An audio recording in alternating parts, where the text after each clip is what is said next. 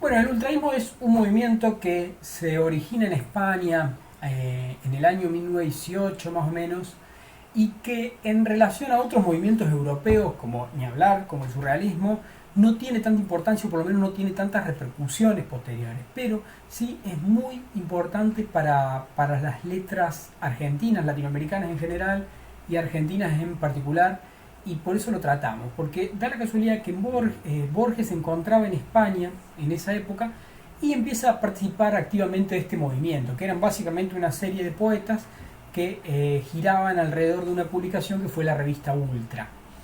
Y bueno, hacen un manifiesto, pero que no está a cargo de Borges, está a cargo de Cancinos de Asens.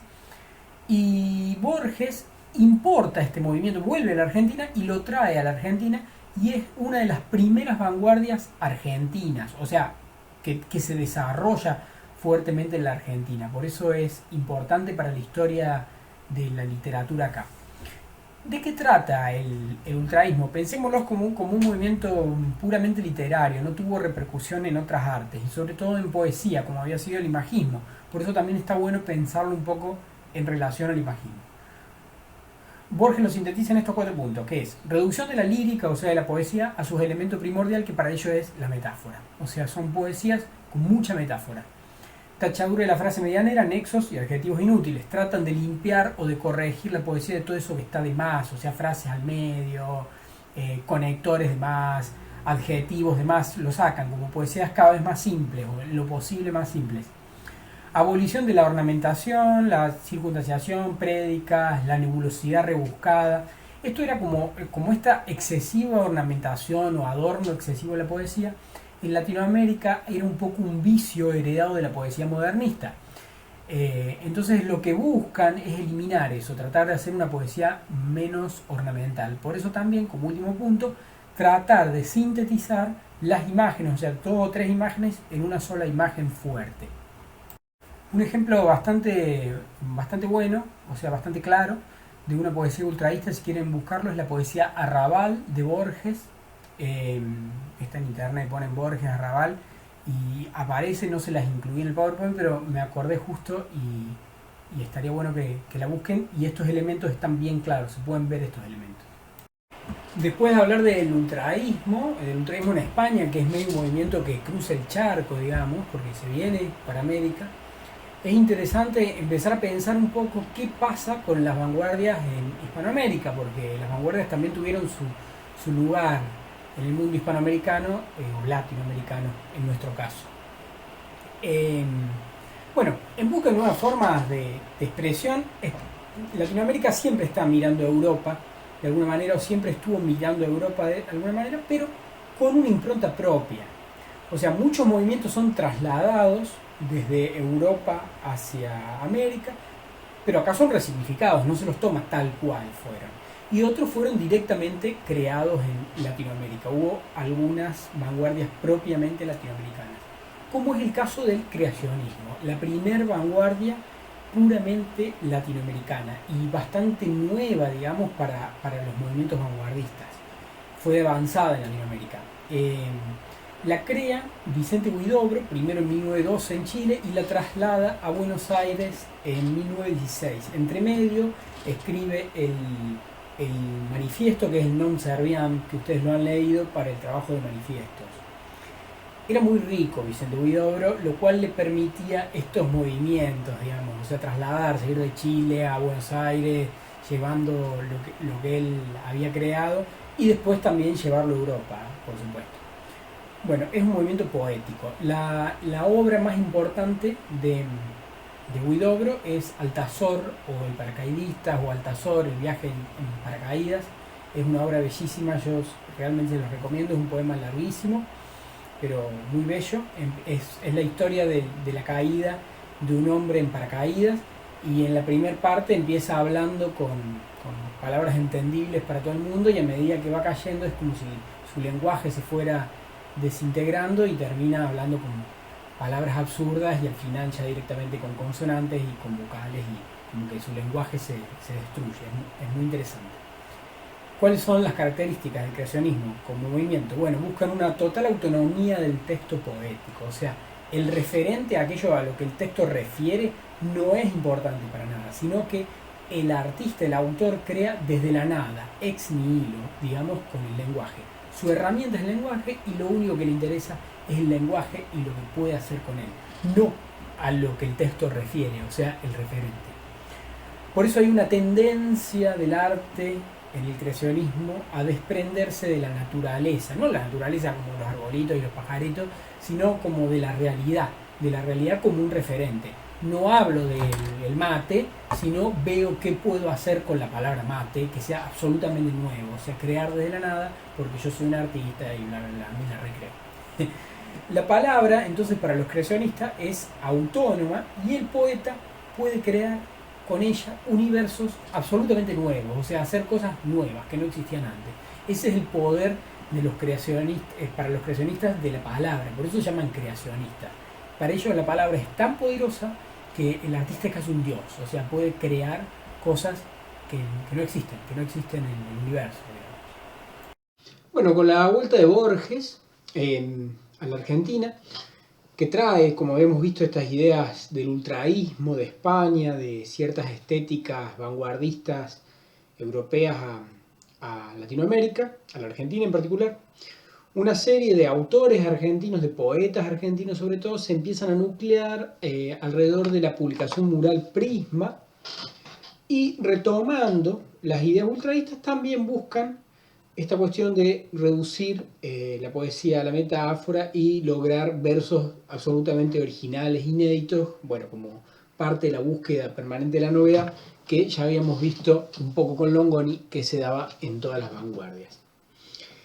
Estos poetas que empiezan por Prisma después migran a otra publicación que se vuelve más importante, que es la revista Martín Fierro, que es la revista que va a definir el perfil de la primera, verdaderamente, de la primera generación de vanguardia argentina que, bueno, retoma las ideas de renovación ultraísta y muchísimas ideas más en un manifiesto firmado por Oliverio Girondo en 1924, que es el manifiesto del grupo Martín Fierrista. Oliverio Girondo es un poeta hermoso, realmente se los recomiendo. Sobre todo dos libros, uno que se llama Espantapájaros y otro 20 poemas, creo que 20, para ser leídos en el tranvía. Excelente. Espantapájaros es un libro espectacular de poesía en prosa, se los recomiendo. Bueno, y a esta revista Martín Fierro entonces empieza a nuclear a la primer verdadera generación de vanguardia argentina.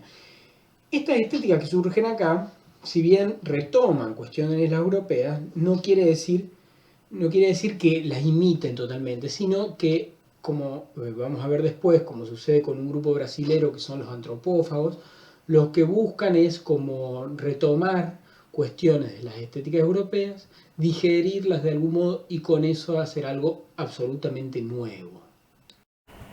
Esta búsqueda de renovación o de novedad permanente no es obviamente privativa de la Argentina, Chile o Europa, sino que se da en varios lugares del mundo. En México surge un movimiento que se va a llamar estridentismo, que también, bueno, va a buscar esta necesidad, como tuvo el futurismo, de incorporar objetos y realidades del nuevo siglo, o sea, los cambios tecnológicos, ir en contra de la estetización exagerada del romanticismo, del postromanticismo y del modernismo. Van a llegar a decir a Chopin, el compositor, hay que darle la silla eléctrica, cuando Chopin ya estaba muerto, lo hacían de una manera metafórica, obviamente, ¿no? Y bueno, y criticar con las propias poesías a estos poetas románticos o posrománticos, como por ejemplo en una poesía bastante buena de Enrique González Martínez, que se llama Tuércele el cuello al cisne, en la que se mofa un poco y se ríe de una poesía modernista de Rubén Darío. Este movimiento va a ser importante para la historia de las letras mexicanas porque va a nuclear una serie de poetas que van a ser importantísimos para sus letras, como por ejemplo Octavio Paz. Un poeta mexicano conocido por haber obtenido el Premio Cervantes, que es la mayor distinción de las letras en español, y también el Premio Nobel a la literatura. Y otra cosa por la que es tristemente célebre es porque fue amigo y enemigo de Pablo Neruda, y hay una historia bastante graciosa en las que los dos se fueron a las piñas por unas diferencias políticas y literarias que tenían.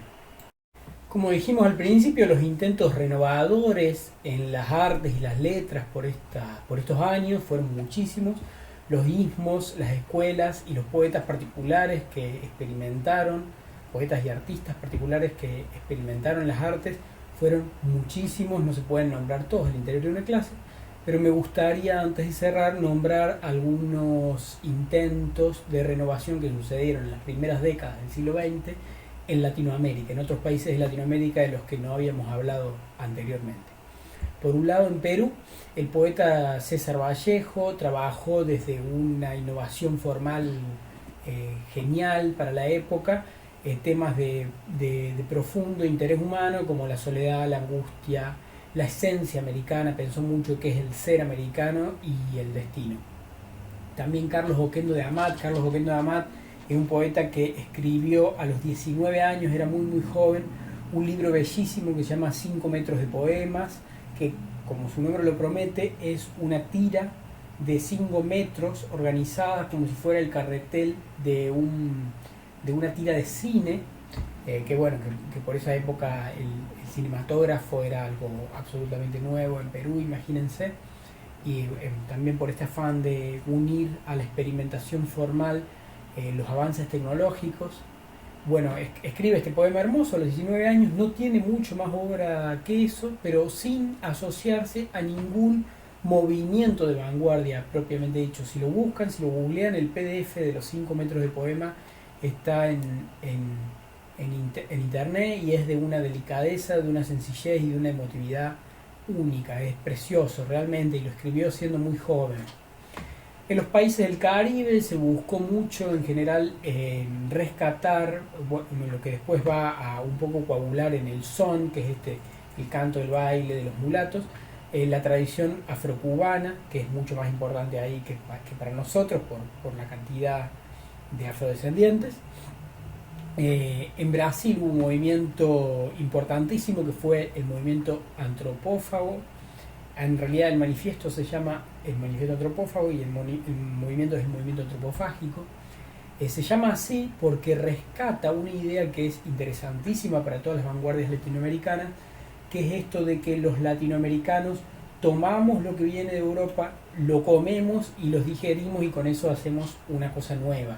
Por eso ellos remiten a una historia de unos originarios al norte de Brasil, que cuando llegan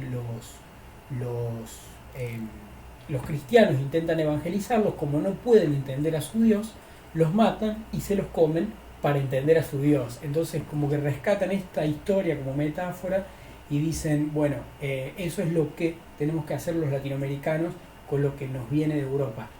Tragarlo y hacer algo completamente nuevo, digerirlo y hacer algo completamente nuevo. O sea, no rechazar la tradición europea, sino que reconstruirla. Y en Cuba hay un poeta bellísimo que es Nicolás Guillén, que rescata también un montón de la poesía negra e intenta reivindicar al hombre afrocubano de la opresión de la cual es víctima en Latinoamérica. O sea, posicionar al hombre afrocubano como un sujeto cultural en Latinoamérica.